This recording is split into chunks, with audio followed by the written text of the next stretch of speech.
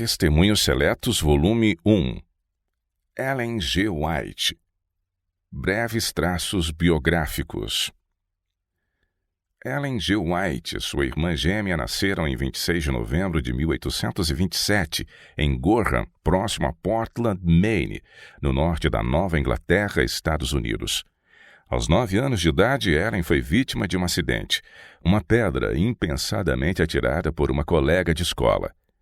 O grave dano que isso lhe causou no rosto esteve a ponto de custar-lhe a vida e deixou-a muito debilitada. Não tardou a demonstrar-se que ela se achava fisicamente incapaz de continuar os estudos. Com a idade de 11 anos, enquanto assistia a uma reunião campal metodista com seus pais, Robert e Eunice Harmon, Ellen entregou o coração a Deus. Pouco depois disso, foi batizada por imersão no mar, sendo recebida como membro da Igreja Metodista.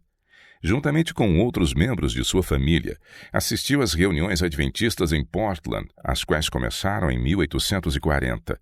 Aceitou plenamente os pontos de vista da proximidade do segundo advento de Cristo, apresentados por Guilherme Miller e seus companheiros, e esperou confiantemente a iminente volta do Salvador.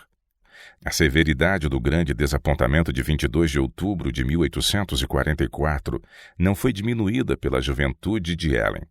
Ela, juntamente com outros, buscou fervorosamente a Deus, pedindo luz e guia nos dias cheios de perplexidade que se seguiram. Uma manhã, em dezembro de 1844, enquanto orava juntamente com 4 senhoras, repousou sobre ela o poder de Deus. A princípio ficou alheia às coisas terrenas. Depois, em uma revelação figurativa, testemunhou as viagens do povo do advento para a cidade de Deus. Foi-lhe mostrada também a recompensa dos fiéis. Tremente, a jovem de 17 anos relatou a seus companheiros de crença em Portland essa e as subsequentes visões. Depois, à medida que se oferecia a oportunidade, repetiu-as aos grupos de adventistas no Maine e nos estados circunvizinhos. Em agosto de 1846, Ellen Harmon uniu-se em matrimônio a Tiago James White, jovem pastor adventista. Durante os 35 anos que se seguiram, a vida da senhora White esteve intimamente ligada à de seu esposo em ativa obra evangélica, até a morte dele, em 6 de agosto de 1881. Eles viajaram longamente pelos Estados Unidos, pregando e escrevendo, plantando e construindo, organizando e administrando. O tempo e as provas têm demonstrado quão vastos e firmes foram os fundamentos por eles lançados, e quão sabiamente e bem eles construíram. Foram eles que encabeçaram entre os observadores do sábado a obra de publicações, inaugurando-a em 1849 e 1850, e o desenvolvimento da organização da Igreja com um sadio sistema de financiamento eclesiástico na última metade do século XIX. Essa ação diretiva chegou à sua culminância com a organização da Associação Geral dos Adventistas do Sétimo Dia, em 1863. A metade dessa década foi assinalada pelo início de nossa obra médica, e a grande obra educacional da denominação teve seu começo no princípio da década dos 70. O plano das reuniões campais anualmente surgiu em 1868 e em 1874 enviaram os adventistas do sétimo dia seu primeiro missionário saído dos Estados Unidos para o estrangeiro. Como guia em todos esses progressos, bem como no pleno desenvolvimento e operação desses ramos de atividade, achavam-se as mensagens de conselho, instrução e animação advindos à Igreja em discursos orais e escritos pela pena infatigável de Ellen G. White. A princípio, as comunicações feitas à Igreja chegavam aos membros mediante cartas individuais ou artigos publicados em Present Truth, Verdade Presente. Então, em 1851, a senhora White publicou seu primeiro livro, obra de 64 páginas intitulada A Sketch of the Christian Experience and Views of Ellen G. White. A começar de 1855 foi publicada uma série de folhetos numerados, levando cada um o título de Testemunhos para a Igreja. Proporcionaram mensagens de instrução e correção que, de tempos em tempos, Deus desejou enviar a fim de beneficiar, reprovar e guiar seu povo. Para satisfazer a contínua procura dessas instruções, foram publicados novamente os folhetos em 1885, em 4 volumes encadernados, que, com o acréscimo de outros volumes aparecidos de 1889 a 1909, constituíram a série de 9 volumes dos Testemunhos para a Igreja. Se bem que muito de seu tempo fosse gasto em viagens e atividades públicas, o pastor White e sua esposa residiram na costa leste dos estados até 1855. Durante os 17 anos seguintes, fixaram residência no estado de Michigan. De 1872 ao tempo da morte do pastor White, em 1881, moraram em grande parte na Califórnia.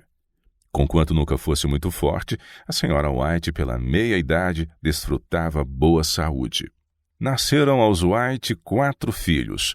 O mais velho, Henrique, viveu até a idade de 16 anos e o mais novo, Herbert, faleceu com 3 meses.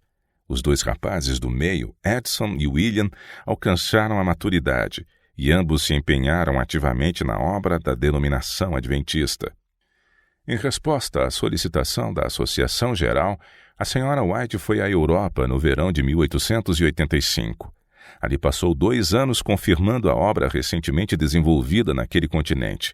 Estabelecendo-se em Basileia, na Suíça, ela viajou longamente pela Europa do Sul, no Norte e pelo Centro, assistindo às reuniões gerais da Igreja e pondo-se em contato com os crentes em suas congregações. Passou então 4 anos nos Estados Unidos e, em 1891, atendendo ao chamado da Associação Geral, navegou para a Austrália. Ali residiu ela por 9 anos, ajudando como pioneira da obra, bem como no seu desenvolvimento, especialmente nos ramos de educação e saúde. A senhora White regressou aos Estados Unidos em 1900, fixando-se na costa oeste, em Santa Helena, Califórnia, até sua morte em 1915. Durante todo o seu tempo de atividade, a influência da senhora White foi experimentada nas fileiras dos Adventistas do Sétimo Dia. Ela visitava as igrejas, tomava parte nas sessões da Associação Geral e, quando possível, nas assembleias locais, chamadas reuniões campais. Frequentemente, esse trabalho a levava de uma a outra dessas reuniões durante todo um período, dirigindo-se aos membros da igreja e vastas reuniões do público em geral. Por várias décadas apareciam regularmente artigos de sua autoria nas revistas da denominação. Essas inspiradas mensagens semanais exerciam uma influência tranquila, mas grandemente modeladora. De tempos a tempos saíam do prelo seus livros para serem ansiosamente lidos e relidos. A tarefa de pôr diante da igreja e do mundo as instruções e informações que lhe haviam sido comunicadas por meio de visões foi obra de toda a sua vida. As visões continuaram sempre através de sua existência. Entre estas, uma das primeiras foi em 1858, a visão básica e de grande alcance de O Grande Conflito. Dentro de 6 meses desde a revelação, estava pronta a matéria para o público, na forma do pequeno livro Spiritual Gifts, volume 1. The Controversy Between Christ and His Angels and Satan and His Angels. Primeiros Escritos, seção 3.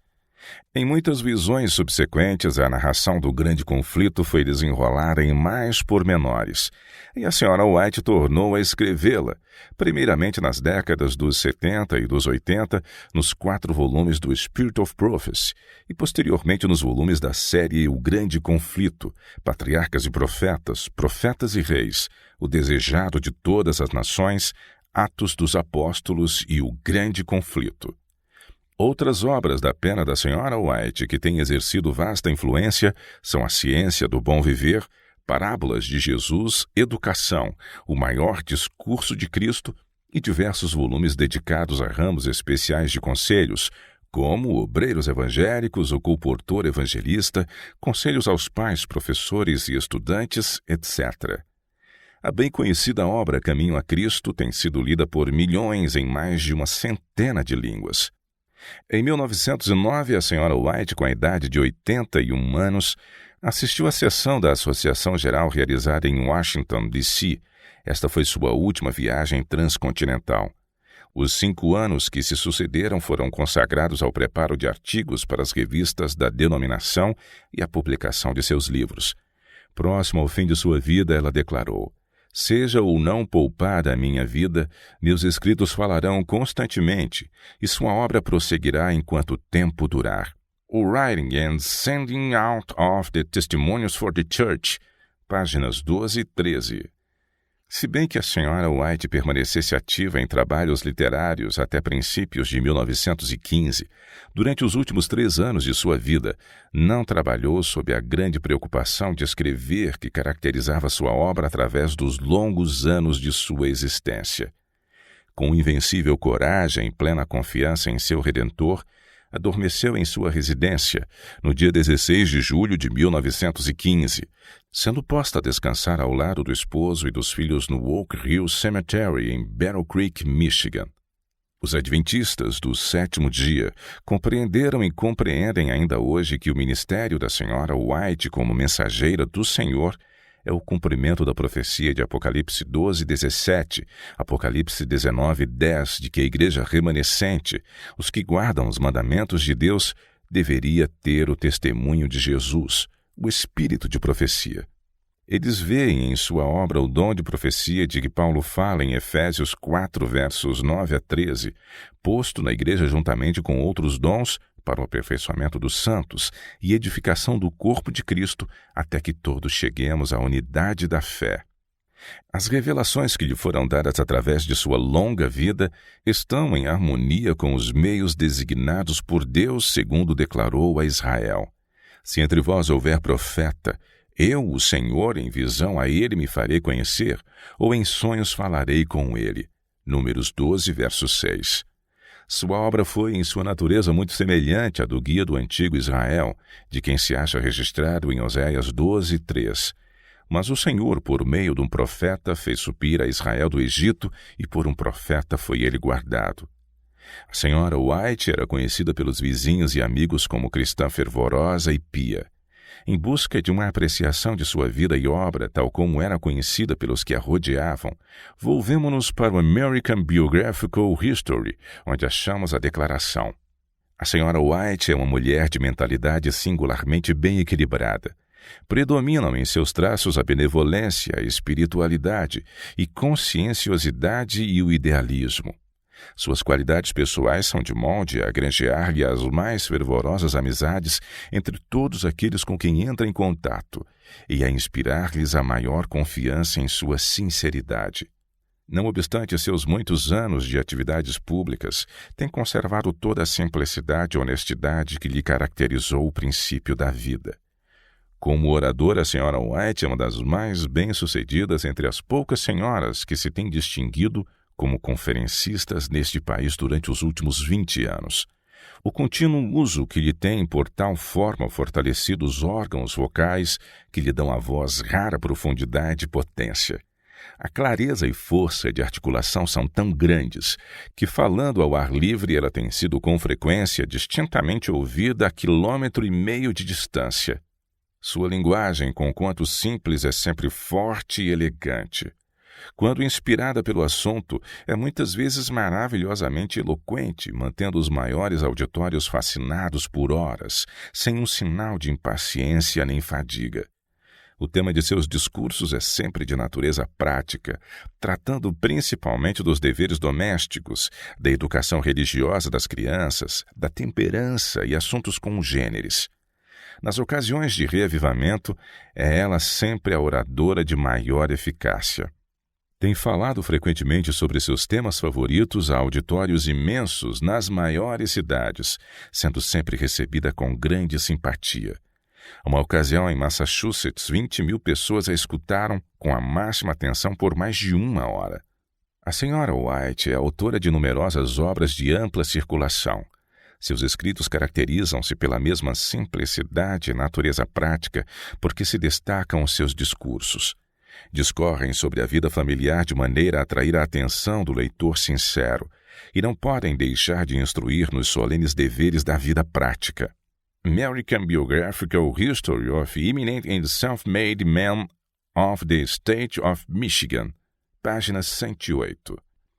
A senhora White era por seus coobreiros, pela igreja e membros de sua família, estimada e honrada como mãe dedicada, bem como sincera, generosa e infatigável obreira religiosa. Ela nunca ocupou cargo oficial na igreja.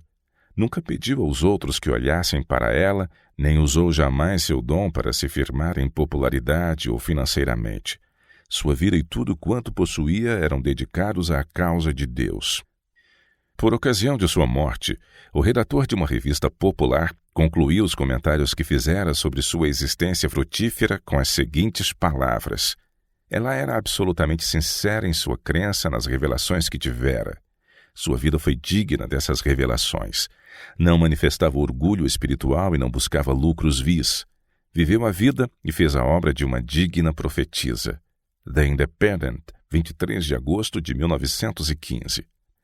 Para mais minuciosas informações sobre a vida e obra da senhora White, indicamos ao leitor o livro Vida e Ensinos, de Ellen White. Depositários do Patrimônio Literário de Ellen G. White.